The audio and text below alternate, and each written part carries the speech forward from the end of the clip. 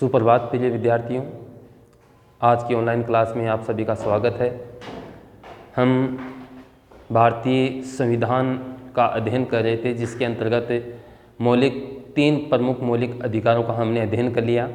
आज की क्लास में अपन अध्ययन करते हैं धार्मिक स्वतंत्रता का अधिकार, जो मूल अधिकार है अनुच्छेद 25 से 28 तक। तो अपन ने धार्मिक स्वतंत्रता है उसके बारे में सबसे पहले अपन चलते हैं अनुच्छेद 25। अनुच्छेद 25 में क्या कहा गया है, धर्म से संबंधित क्या स्वतंत्रता व्यक्ति को प्रदान की गई है। तो अनुच्छेद 25 है, इसके अंतर्गत अंतःकरण की स्वतंत्रता प्रदान की गई है। किसकी स्वतंत्रता? अंतःकरण की स्वतंत्रता। अर्थात अंतःकरण की स्वतंत्रता से क्या तात्पर्य होता है? तो अंतःकरण की स्वतंत्रता का तात्पर्य है कि भारत देश में रहने वाला कोई भी व्यक्ति, प्रत्येक नागरिक अपनी इच्छा अनुसार किसी भी धर्म को मानने, अनुसरण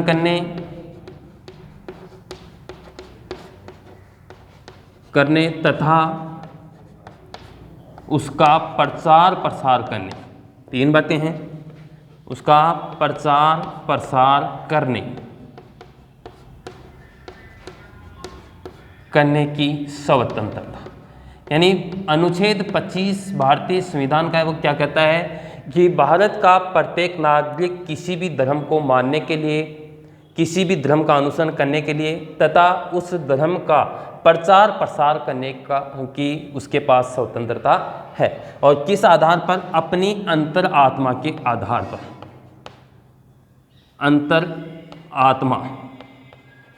अंतरात्मा के आधार पर, अर्थात अपने अंतर्मन से, अपने इच्छा अनुसार किसी भी धर्म को वह स्वीकार कर सकता है और उसका वह प्रचार प्रसार भी कर सकता है, उसका अनुसरण भी कर सकता है। कौन कहता है? ये अनुच्छेद, भारतीय संविधान का अनुच्छेद 25 कहता है। दूसरा है अनुच्छेद 26। अनुच्छेद 26 क्या कहता है? तो भारतीय संविधान का अनुच्छेद 26 है, वो भारत के प्रत्येक नागरिक को धार्मिक संस्थाओं की स्थापना करने और उसका प्रबंधन करने की स्वतंत्रता प्रदान करता है। यानी धार्मिक संस्थाओं की स्थापना तथा प्रबंधन की स्वतंत्रता। अर्थात अनुच्छेद 26 है, इस अनुच्छेद 26 के अंतर्गत भारत के प्रत्येक नागरिक को धार्मिक संस्थाओं की स्थापना करने और इसके साथ साथ उनका प्रबंधन करने की स्वतंत्रता प्रदान की गई है। मुख्यतः अपन देखें इस अनुच्छेद 26 को, तो ये जो धार्मिक संस्थाओं की स्थापना करना और प्रबंधन करना, ये जो स्वतंत्रता प्रदान की गई है, ये किसी व्यक्ति विशेष को नहीं, बल्कि धार्मिक जो संस्थाएं हैं उनको और संप्रदायों को, धार्मिक संप्रदायों और धर्म और धार्मिक संप्रदाय हैं उनको ये स्वतंत्रता प्रदान की गई है। अब अपन अगले जो अनुच्छेद है उसमें चलते हैं, अनुच्छेद 27। और इसमें क्या कहा गया है? अनुच्छेद 27 है भारतीय संविधान का, वो कहता है कि धार्मिक संस्थाओं को दी जाने वाली जो चंदे की राशि है वह कर मुक्त होगी। कौन सा अनुच्छेद कहता है? अनुच्छेद 27 की धार्मिक संस्थाएं जो भी हैं, धर्म से संबंधित जितनी भी संस्थाएं हैं, उनको यदि कोई चंदे की राशि प्राप्त होती है तो वह चंदे की राशि क्या होगी? कर मुक्त होगी। तो अनुच्छेद 27 क्या कहेगा? धार्मिक संस्थाओं को प्राप्त होने वाली या दी जाने वाली चंदे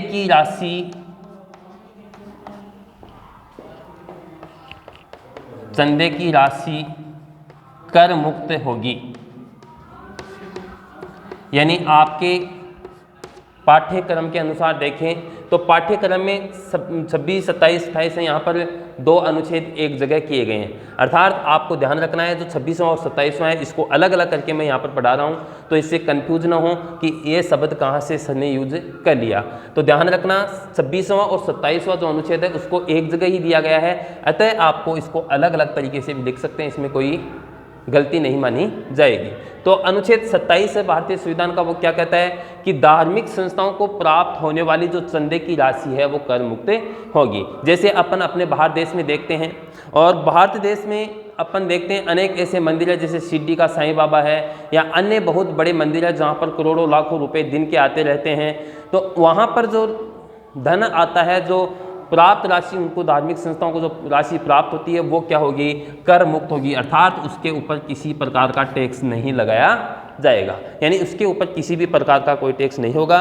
और इसमें दान लेने और देने दोनों को ही, लेने और देने, यानी जो लेने वाला है उसको यानी धार्मिक संस्थाएं हैं उनको भी, और जो देने वाला है जैसे मान लो मेरे पास बहुत ज़्यादा रुपए हैं मान लो, तो मैंने इस किसी भी धार्मिक संस्था को एक ट्रस्ट के रूप में दे दिया धन, तो वो क्या होगा, वो मेरा टैक्स भी कर मुक्त होगा और इन धार्मिक संस्थाओं का भी टैक्स है वो कर मुक्त होगा। अर्थात दान देने और लेने पर क्या किया गया है, लेने की क्या की गई यहाँ पर स्वतंत्रता अनुच्छेद 27 के अंतर्गत भारतीय संविधान में प्रदान की गई है।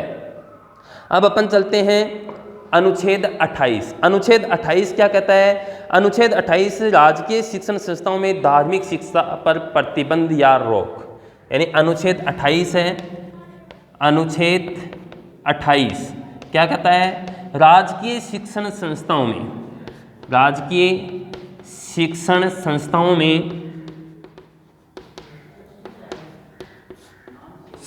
में धार्मिक शिक्षा पर रोक या प्रतिबंध, धार्मिक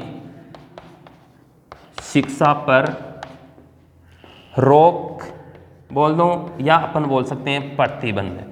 यानी अनुच्छेद 28 है धार्मिक स्वतंत्रता का अधिकार, और इस धार्मिक स्वतंत्रता के अधिकार अनुच्छेद 28 के अंतर्गत क्या कहा गया है कि जो राजकीय संस्थाएं यानी राज्य वित्त पोषित अर्थात राज्य के धन से या राज्य की मान्यता प्राप्त यदि कोई शिक्षण संस्थाएं हैं तो उनमें धार्मिक शिक्षा पर प्रतिबंध लगाया जा सकता है। इसके अंतर्गत मुख्यतः 2 बातें आती हैं, एक तो कौन सी, राज्य निधि से पूर्णतः पोषित शिक्षण संस्थाओं में धार्मिक शिक्षा पर प्रतिबंध, यानी राज्य निधि का मतलब क्या हो गया, यानी राज्य द्वारा वित्त पोषित बोल सकते हैं, निधि बोल सकते हैं। तो राज्य वित्त पोषित निधि से पोषित शिक्षण संस्थाओं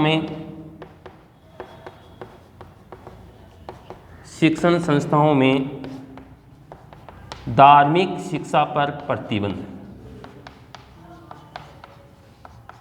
शिक्षा पर रोक लगाई गई है। यानी राज्य सरकार के द्वारा मान लो, चाहे अपन कहें कि केंद्र सरकार के द्वारा मान लो, किसी के द्वारा भी यदि किसी भी शिक्षण संस्थान को धन दिया गया है या उसको मान्यता प्रदान की गई है तो ऐसी शिक्षण संस्थाएं हैं उनको क्या नहीं है, धार्मिक शिक्षा प्रदान करने का अधिकार नहीं है। दूसरा है इसमें राज्य निधि से पोषित जो शिक्षण संस्थाएं हैं उनके अंतर्गत अपन देखें तो किसी भी व्यक्ति को धर्म विशेष की शिक्षा देने के लिए बाध्य नहीं किया जा सकता। यानी ये राज्य निधि से पोषित शिक्षण संस्थाओं में धार्मिक शिक्षा देने के लिए रोक लगाई गई है। और दूसरा है कि किसी भी व्यक्ति को बाध्य नहीं किया जा सकता, किसी भी व्यक्ति को बाध्य नहीं किया जा सकता, इसके लिए धार्मिक शिक्षा प्रदान करने के लिए किया जा सकता।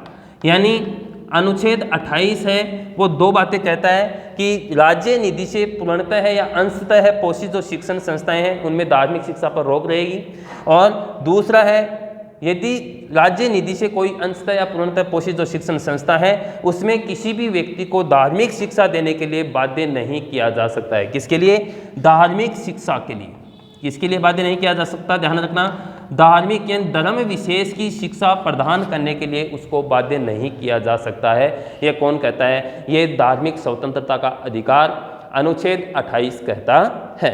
तो यह हो गया हमारा अनुच्छेद 25 से 28 तक धार्मिक स्वतंत्रता का अधिकार। अब अपन पढ़ते हैं संस्कृति एवं शिक्षा से संबंधित अधिकार। यानी इस अनुच्छेद 25 से लेकर के 28 तक हमने देखा कि धार्मिक संस्थाओं में जो चंदे की राशि है, धर्म को मानने की जो स्वतंत्रता है, किसी भी धर्म का प्रचार प्रसार करने की स्वतंत्रता है, धार्मिक शिक्षण संस्थाओं में जो रोक लगाई गई है धार्मिक शिक्षा देने की, उनको प्रतिबंध की, इनके बारे में अध्ययन किया। अब अपन पढ़ते हैं संस्कृति एवं शिक्षा का अधिकार। पांचवा कौन सा आता है? संस्कृति एवं शिक्षा का अधिकार। डी पढ़ लिया, अब पढ़ते हैं ई, संस्कृति एवं शिक्षा का अधिकार।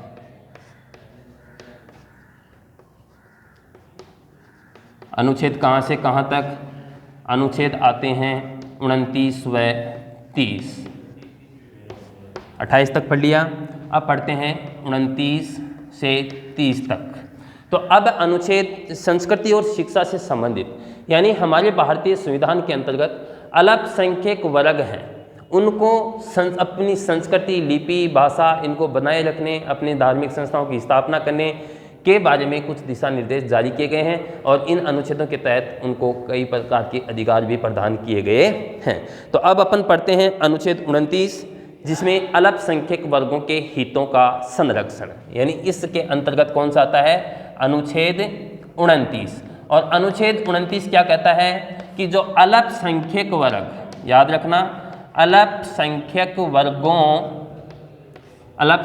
वर्ग के हितों का संरक्षण, यानी भारतीय संविधान का अनुच्छेद 29 है, वो क्या करता है? जो अल्पसंख्यक वर्ग हैं उनके हितों का संरक्षण करता है। कैसे? देखो, अल्पसंख्यक वर्ग कौन होते हैं? पहले तो ये देखते हैं कि अल्पसंख्यक वर्ग में किसको सम्मिलित किया जाता है। तो अल्पसंख्यक वर्ग में अपन देखें सामान्यतः तो कुल आबादी का यदि 50% से कम, कुल आबादी का 50% से यदि कम जिसकी भी संख्या है वो किसके अंतर्गत आते हैं? अल्पसंख्यक वर्ग के अंतर्गत सम्मिलित किए जाते हैं। तो एक बहुसंख्यक धर्म कौन सा है? एकमात्र हिंदू धर्म है। तो अल्पसंख्यकों को यहाँ पर क्या किया गया है? उनको अनेक प्रकार के अधिकार भारतीय संविधान के अनुच्छेद 29 और 30 के तहत प्रदान किए गए हैं। तो अनुच्छेद 29 है, इस अनुच्छेद 29 के अनुसार अपन देखते हैं कि अल्पसंख्यक वर्ग है अनुच्छेद 29। तो अनुच्छेद 29 के अंतर्गत हमने देखा कि अल्पसंख्यक वर्गों के हितों को संरक्षण प्रदान किया गया है। अर्थात अपन इसमें दो बातें देखेंगे। पहली बात यह है कि अल्पसंख्यक वर्ग को क्या अधिकार प्रदान किया गया है कि अल्पसंख्यक जो वर्ग है, इन वर्गों को अपनी भाषा, याद रखना, अपनी भाषा, लिपि एवं संस्कृति को, भाषा, लिपि एवं संस्कृति को संरक्षित रखने का अधिकार, संरक्षित रखने का अधिकार। यानी अनुच्छेद 29 के तहत भारतीय संविधान में सभी अल्पसंख्यक वर्गों को अपनी भाषा को बनाए रखने, यानी उनकी जो भाषा है उसको, वो यहाँ से इनकी संस्कृति खत्म न हो, उनको बचाने के लिए भारतीय संविधान में उनको भाषा के, उसकी लिपि है वो भी बनी रहे और उनकी संस्कृति को किसी प्रकार का नुकसान न हो, इसके लिए अनुच्छेद 29 है क्या कहता है कि अल्पसंख्यक वर्ग हैं उनको अपनी भाषा, लिपि और संस्कृति को बनाए रखने का अधिकार है। इसके साथ साथ क्या कहा गया है दूसरे में कि किसी भी नागरिक को किसी भी शिक्षण संस्थान में जाति या वर्ग के आधार पर प्रवेश से वंचित नहीं किया जा सकता। अब देखो, इन अल्पसंख्यक वर्ग को अपनी भाषा, लिपि और संस्कृति बनाए रखने का अधिकार तो प्रदान कर दिया गया, लेकिन ये अल्पसंख्यक वर्ग हैं, इनको देखा जाए ये अपने अलग से शिक्षण संस्थाएं स्थापित कर सकते हैं, लेकिन उन शिक्षण संस्थानों में भी वो उनके बच्चे जा सकते हैं और उनके अलावा उनके बच्चे हमारी शिक्षण संस्थाएं जैसे अपन चलाते हैं उन शिक्षण संस्थाओं में भी आ सकते हैं। अर्थात उनको प्रवेश करने से वंचित नहीं किया जा सकता है। यानी अल्पसंख्यक वर्ग हैं, उनको शिक्षण संस्थाओं में जाति या वर्ग के आधार पर, यानी अल्पसंख्यक वर्ग हैं, अल्पसंख्यक वर्ग को जाति या वर्ग के आधार पर, जाति या वर्ग के आधार पर शिक्षण संस्थाओं में प्रवेश से वंचित नहीं किया जा सकता। शिक्षण संस्थाओं में प्रवेश से वंचित नहीं किया जा सकता।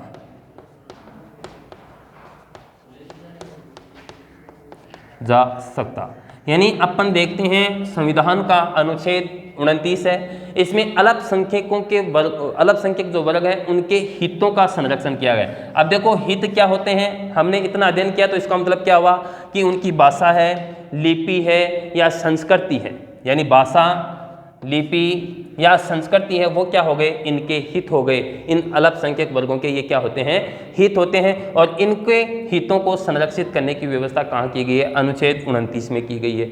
दूसरी बात क्या कही गई है कि अल्पसंख्यकों को वर्ग है, अल्पसंख्यक वर्ग को जाति या वर्ग के आधार पर शिक्षण संस्थाओं में प्रवेश से वंचित नहीं किया जा सकता है। तो ये अनुच्छेद 29 है, ये दो बातों का उल्लेख करता है। अब अपन चलते हैं अनुच्छेद 30 में। तो अनुच्छेद 30 क्या कहता है, अनुच्छेद 30 कहता है कि अल्पसंख्यक वर्ग को शिक्षण संस्थाओं की स्थापना और उनका संचालन करने का अधिकार प्रदान किया गया है। यानी अनुच्छेद 29 में तो अल्पसंख्यक वर्ग के हितों को, भाषा, लिपि और संस्कृति को संरक्षित करने की बात कही गई है, जबकि अनुच्छेद 30 है वो क्या कहता है कि अल्पसंख्यक वर्ग हैं वह शिक्षण संस्थाओं की स्थापना कर सकता है और उनका संचालन कर सकता है। तो अल्पसंख्यक वर्ग को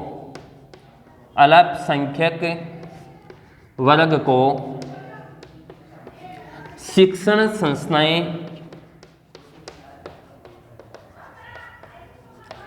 संस्थाओं की स्थापना तथा संचालन का अधिकार,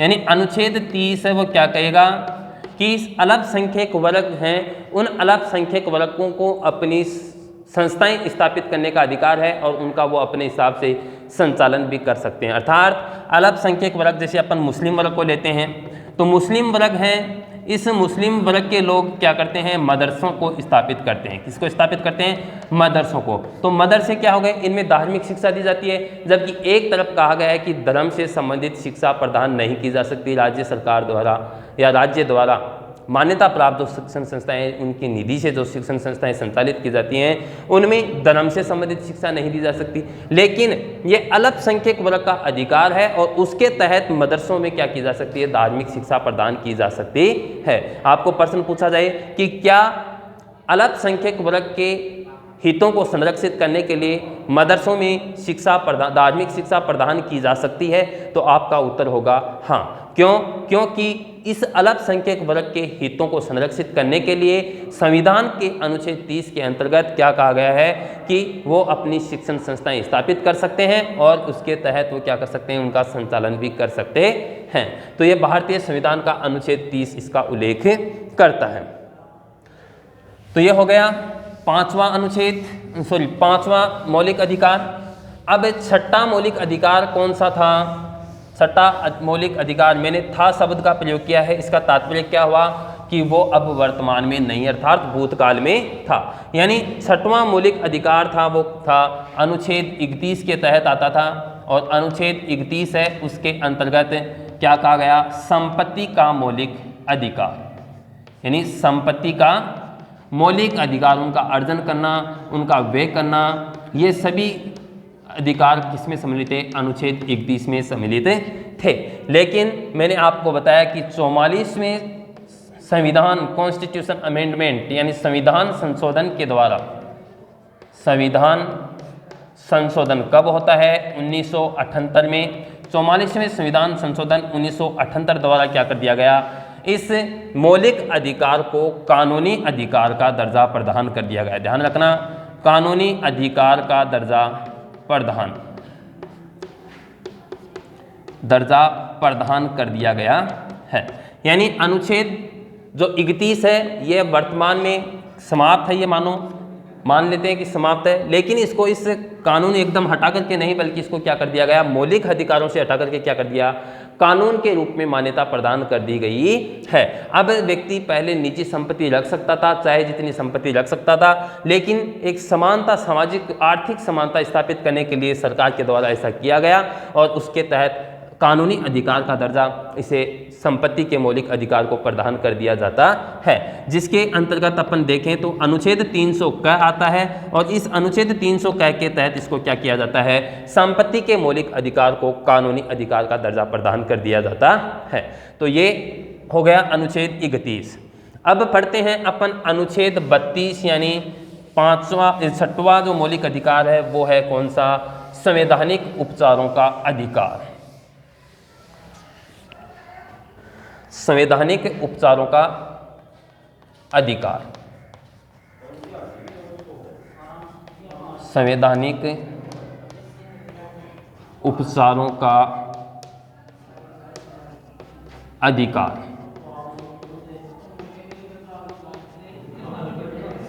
अनुच्छेद 32। तो अब भारतीय संविधान में मौलिक अधिकार हैं, उनका अंतिम अनुच्छेद आता है अनुच्छेद 32, जिसमें किसका उल्लेख किया गया है, संवैधानिक उपचारों का अधिकार। यानी संविधान निर्माता हैं, देखते हैं कि संविधान निर्माता हैं, उन्होंने मौलिक अधिकारों की क्रियान्विति सुनिश्चित करने के लिए, क्रियान्विति सुनिश्चित करने का मतलब है कि उनको लागू करने के लिए संवैधानिक उपचारों के अधिकार का प्रावधान किया।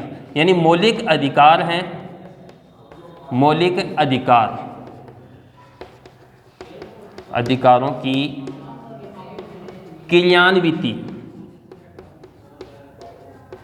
मतलब क्या हुआ, उनको पूर्णतः लागू करने के लिए, वास्तविक धरातल पर मौलिक अधिकारों को लागू करने के लिए क्या किया गया, भारतीय संविधान में संवैधानिक उपचारों का अधिकार अनुच्छेद 32 जोड़ा जाता है। और इसका तात्पर्य ये हुआ कि नागरिक हैं, मूल अधिकारों को लागू करने के लिए, यानी मौलिक अधिकारों की क्रियान्विति या उनको लागू करने के लिए क्या किया गया, संवैधानिक उपचारों का अधिकार। यानी अनुच्छेद 12 से लेकर के जो 35 तक मौलिक अधिकार हैं, यानी मुख्यतः 32 तक के आते हैं, 32 में मौलिक अधिकार वैसे समाप्त हो जाते हैं, लेकिन इसके अलावा 33, 34, 35 में उसमें जो अलग से अधिकार प्रदान किए गए हैं वो दूसरे हैं।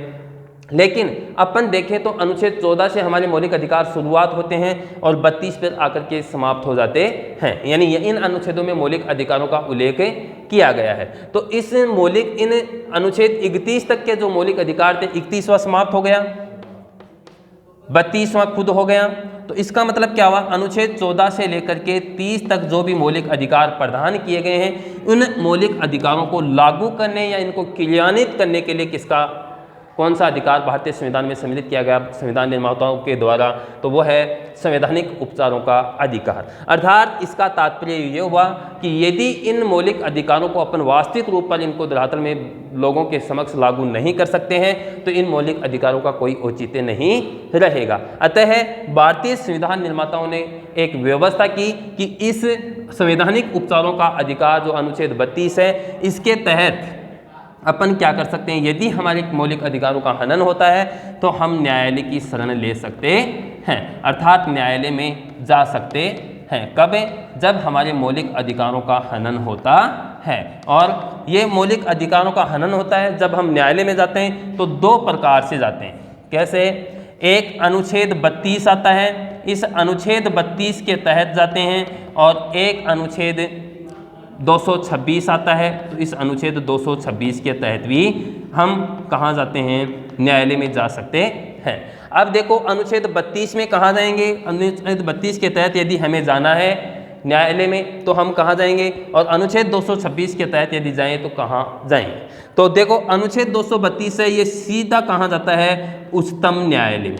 यदि अपन देखें कि मौलिक अधिकारों का यदि हनन होता है, मैंने पहले भी बताया था कि मौलिक अधिकारों का यदि हनन होता है तो हम सीधे न्यायपालिका की शरण ले सकते हैं, और न्यायपालिका में भी हम उच्च न्यायालय या उच्चतम न्यायालय, उच्च न्यायालय या उच्चतम न्यायालय दोनों में जा सकते हैं। यानी ये समवर्ती क्षेत्राधिकार के अंतर्गत आता है। यदि अपन बात करें न्यायपालिका की, तो न्यायपालिका का समवर्ती क्षेत्राधिकार आता है।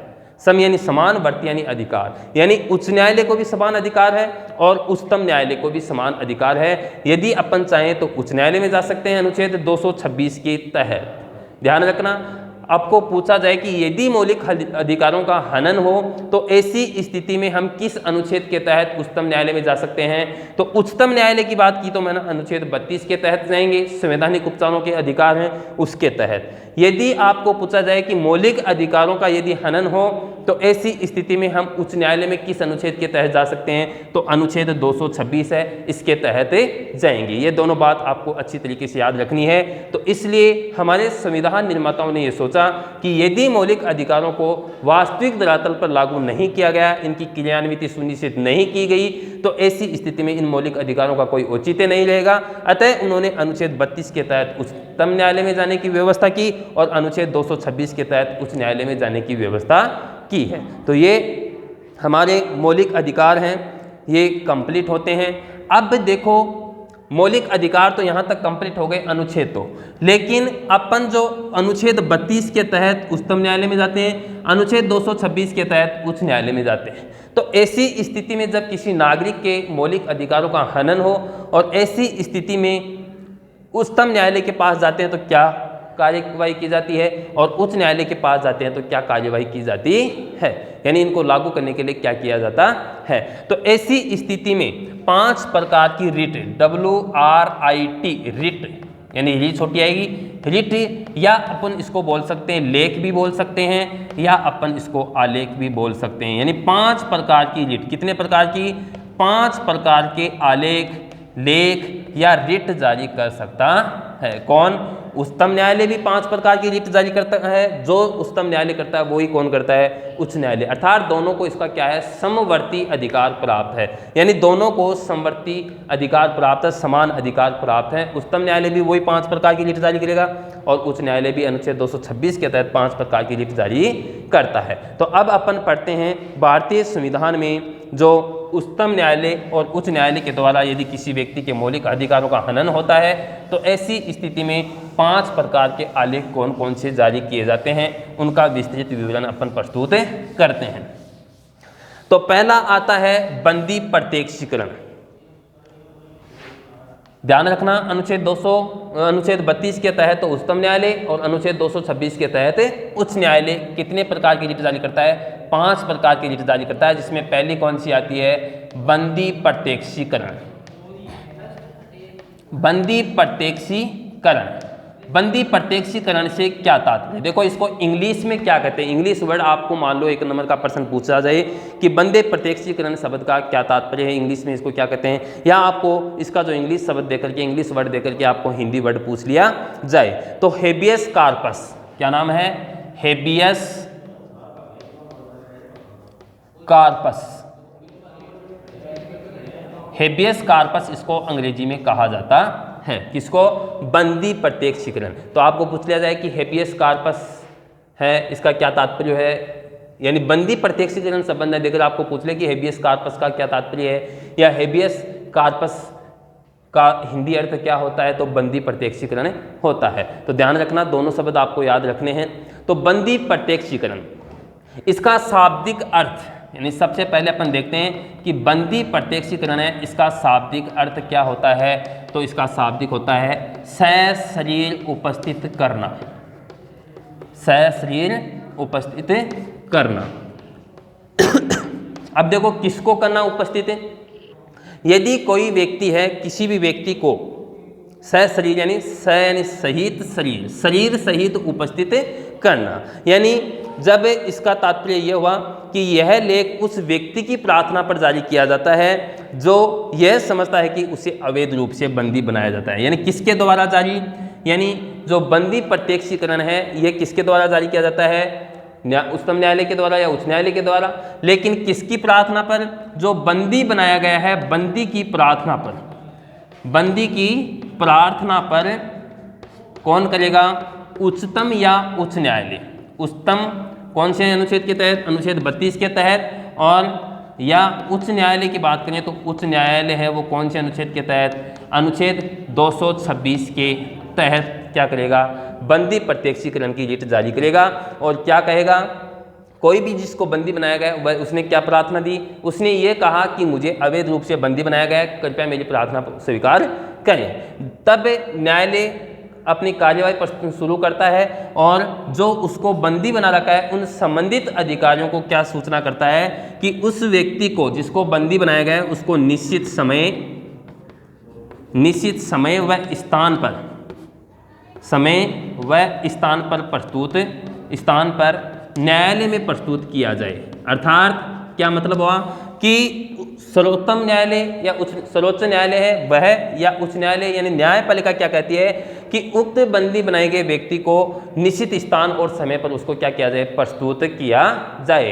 यानी न्यायालय में उसको बुलाने के लिए कहता है कोर्ट में, और उसको क्या कहता है यदि फिर उसके यहाँ पर क्या करेगा, निश्चित समय और स्थान पर बुला लिया, उसके पश्चात वह क्या करता है, इसके आरोपी की जांच करता है कि इसके आरोप वैध हैं अथवा अवैध। यदि यह बंदी है अपने आरोपों में गलत साबित होता है, सही पकड़ा गया है, तो न्यायालय उसकी आगे तारीख बढ़ा देता है, उसको जेल में भेज देता है अपन कहें तो, या फिर अवैध पाया जाता है तो उसको तत्काल क्या कर दिया जाता है, मुक्त कर दिया जाता है। तो आपको ध्यान रखना है, बहुत ही महत्वपूर्ण प्रश्न बनता है कि मौलिक अधिकारों के सर्वोत्तम क्रियान्विति हेतु न्यायालय के द्वारा कौन कौन से लेख या कितने प्रकार के लेख जारी किए जाते हैं, विस्तृत विवरण कीजिए। यानी 4 नंबर का आपको प्रश्न यहाँ से पूछा जा सकता है। तो आपको इसको 5 जो रिट हैं, 5 जो आलेख या लेख हैं, उनको आपको अच्छी तरीके से याद करना है। तो इसका शाब्दिक अर्थ क्या हुआ, अंग्रेजी में हेबियस कॉर्पस कहते हैं। शाब्दिक अर्थ है सशरीर उपस्थित करना, और किसकी प्रार्थना पर, बंदी बनाए गए व्यक्ति की प्रार्थना पर उच्चतम न्यायालय या उच्च न्यायालय जारी करते हैं, यानी न्यायपालिका जारी करती है, डायरेक्ट भी लिख सकते हैं। और जब उसको निश्चित समय पर स्थान पर बुला लिया जाता है तो उसके पश्चात जो उच्चतम न्यायालय है वहाँ पर बंदी ने प्रार्थना लगाई, प्रार्थना लगाने पर न्यायपालिका क्या करेगी, वो संबंधित अधिकारियों को सूचित करेगी कि उक्त बंदी बनाए गए व्यक्ति को क्या करें, निश्चित स्थान और समय पर न्यायालय में समक्ष पेश किया जाए। और जब उसे पेश करके वहाँ पर वैधता अवैधता की जाँच की जाती है, तो ऐसी स्थिति में जब उसके जो आरोप लगाएंगे वो वैध पाए जाते हैं तो उसको जेल भेज दिया जाता है, यदि अवैध पाए जाते हैं तो उसको तो तत्काल मुक्त कर दिया जाता है। तो ये हो गया बंदी प्रत्यक्षीकरण। दूसरा आता है परमादेश, मेंडेमस। दूसरा कौन सा है, भारतीय संविधान में उच्चतम न्यायपालिका के द्वारा जो दूसरा लेख जारी किया जाता है वो कौन सा है, परमादेश, यानी जिसको अंग्रेजी में क्या कहते हैं, मेंडेमस कहा जाता है।